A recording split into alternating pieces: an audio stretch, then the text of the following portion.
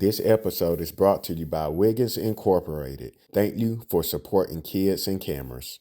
All right, y'all. Welcome to the Kids and Camera podcast. Before I say anything else, I just want to say thank you for being here. This is my first time hosting my own podcast. I've been the guest on other podcasts, but like I said, first time hosting. So be patient with me. Give me some time. I'm a little nervous because I don't have a guest today. It's just me.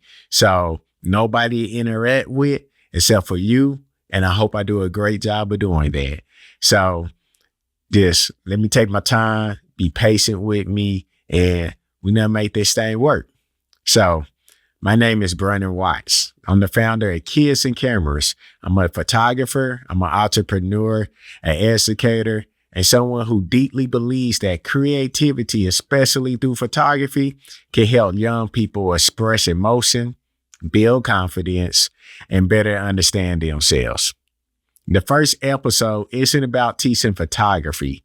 It's about context and its foundation.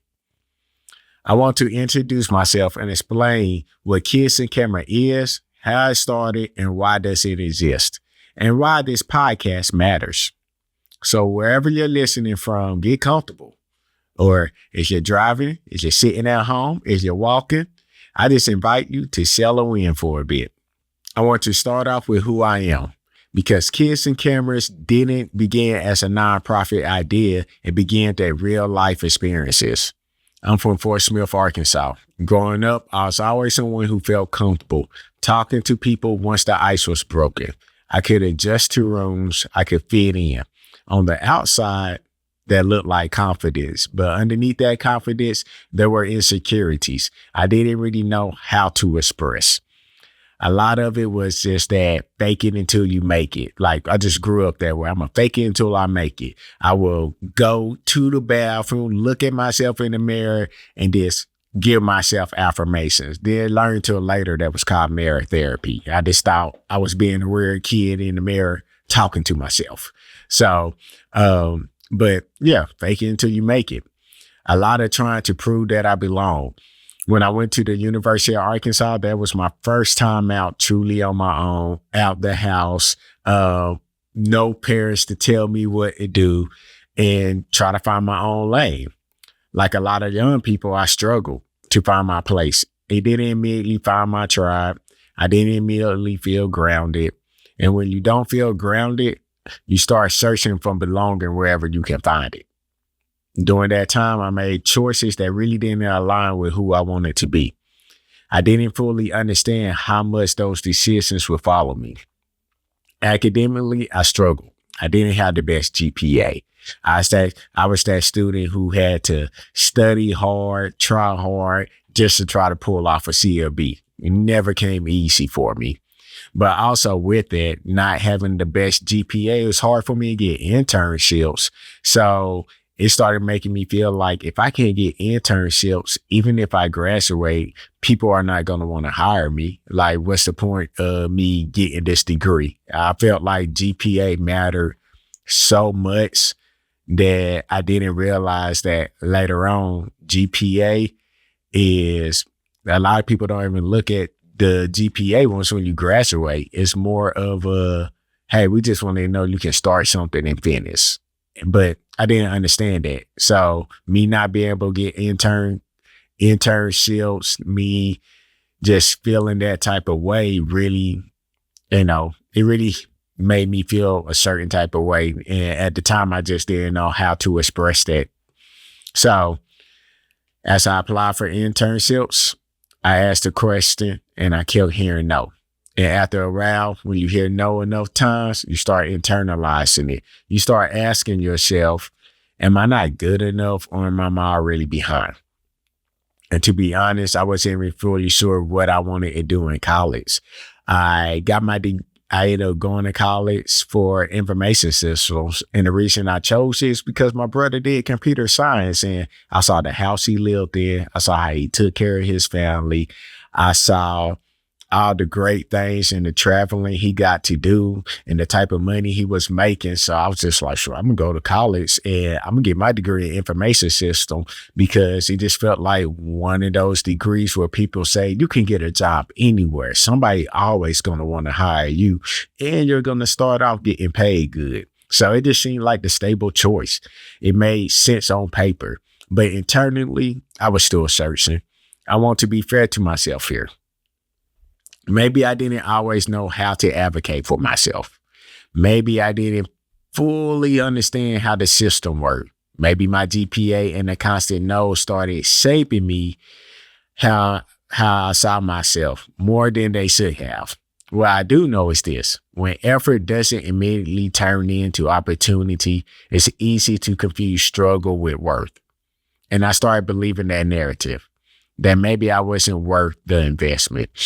That belief didn't come from one moment. It came from repetition, from silence, from doors that didn't open. And without realizing it at time, that uncertainty started influencing the choices that I made, how I showed up in the world.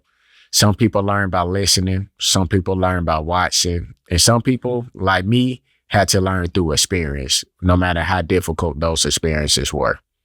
Because of the choices I made, certain career paths closed.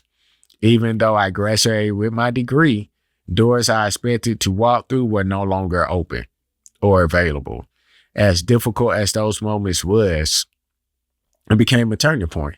That when I picked up a camera, at first, I thought I would focus on landscape, cityscape, architecture, and maybe photography.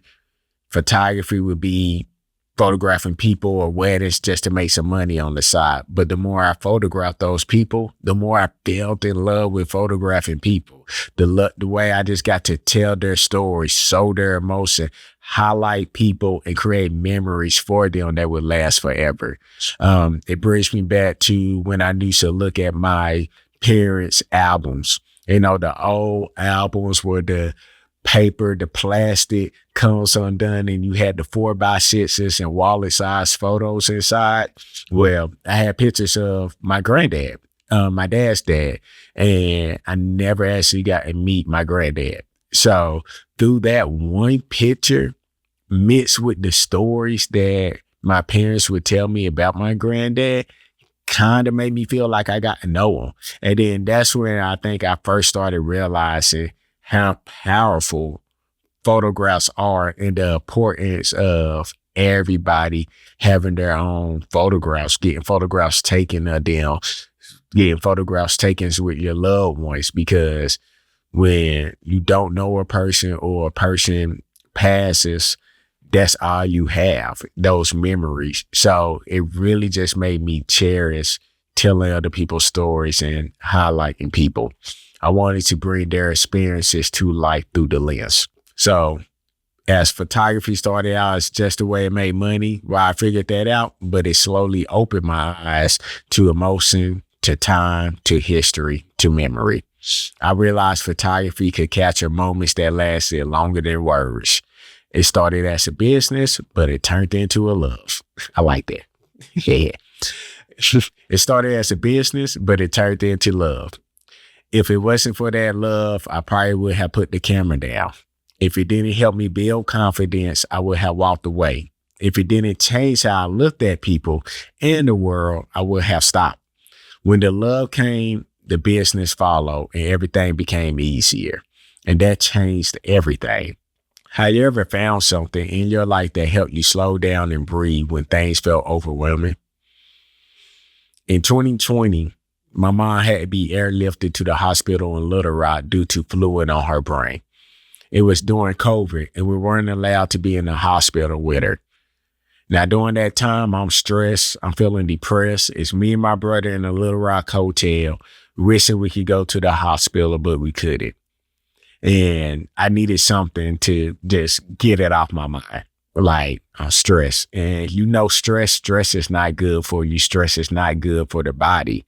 And the only thing I could think of is at the time is let me go do some photography. Let me go call a friend and let's do a photo shoot. Because when I'm doing a photo shoot, I'm locked in. I'm thinking about the lighting, the composition, and creating something. I'm focused on not just on the time, but the other person's time, because time is valuable. And in that moment, everything else faded. Despite everything I was going through, photography gave me a space to breathe.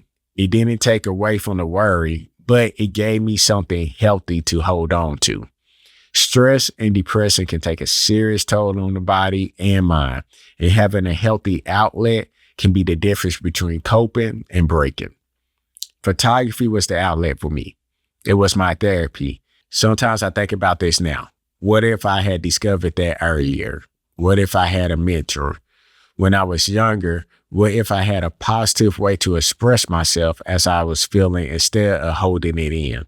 Those questions don't come from regret. They come from clarity. I'm grateful for the lessons that I learned and the person that I became. But I'm even more grateful that I can now use those lessons so other young people don't have to carry those same questions alone. Because today, I see myself in so many of the kids that we serve. So now let me explain what Kids and Cameras is. Kids and Cameras is a nonprofit organization that uses photography as a tool for emotional expression, confidence building, and storytelling for young people. And I want to be very clear. This is not just a photography class. Yes, kids learn how to take photos. Yes, they learn composition, framing, and storytelling. But the camera is just a tool. The real work is helping kids express emotions they don't always have words for, build confidence in how they see the world, understand that their perspectives matter, and feel seen and valued. We work with kids from a wide range of backgrounds, from underserved community to school programs, community programs, and within the juvenile justice system. Some kids use cameras, some kids use phones. We also provide cameras during our workshops for kids who don't have access. What matters isn't the equipment, it's the intention. So I ask this, what if creativity wasn't optional, but essential for young people? The question sits at the center of everything we do. This brings us to why Kids and Cameras exist. When young people don't have a healthy way of expressing themselves, that frustration can show up in negative behaviors, whether that's at home, schools, or sometimes in more serious ways. Other times, it shows up quietly. Grades drop, confidence fades, social anxiety builds. I kept seeing kids who were labeled before they were listened to, kids who were told who they are, rather instead being asked who they are. Photography does something powerful. It slows things down, it creates space, and it gives kids control. Along with expression, we're also teaching real skills, access to professional equipment, real world experience, communication, and networking. Because photography isn't just about being good with a camera. It's about connection, trust, and storytelling. I watched kids who barely spoke suddenly explain their photos with confidence. I watched kids process emotions through images they couldn't articulate verbally. What happens when young people finally feel heard? How different might someone's life be if they were given space to express instead of react? And that's why this work exists. Not for attention, not for recognition, but for impact. The idea for Kids and Camera really took shape as I continued building my own photography career. I saw firsthand how the camera helped me express myself, how it gave me hope, how it became my outlet, and honestly, how it became my form of therapy. Photography took me to a place of creativity that made me feel like life was better. And even when things were difficult, creating something meaningfully shifted my perspective on life. It reminded me that I could create, that I had value beyond grades or labels, that I could really overcome any situation that I got put in. That's when I started asking myself, how many other kids are struggling with the same thing? How many kids feel boxed in by expectations or unsure about their future? What if what picking up a camera did for me could help others. Not necessarily as a career, but as just a way of expressing themselves. So when you want to help kids in your community, you start thinking bigger. And that's where the idea of starting the nonprofit came from. The year I started, I joined a massive program where donations would be matched up to $15,000. I thought it'd be easy. I thought I would raise this money in 3 months, but it took me an entire year. I didn't realize the final I didn't receive the final dollar amount until December 31st, right before midnight of 2023.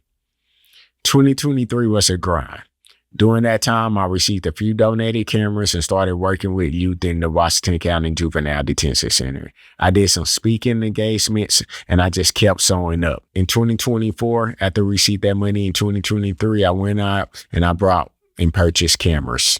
I created curriculum. I hosted my own first workshop. I partnered with Crystal Bridges, where we ran 3 photography summer camps, spoke at schools, and partnered with the Fayetteville Public Library.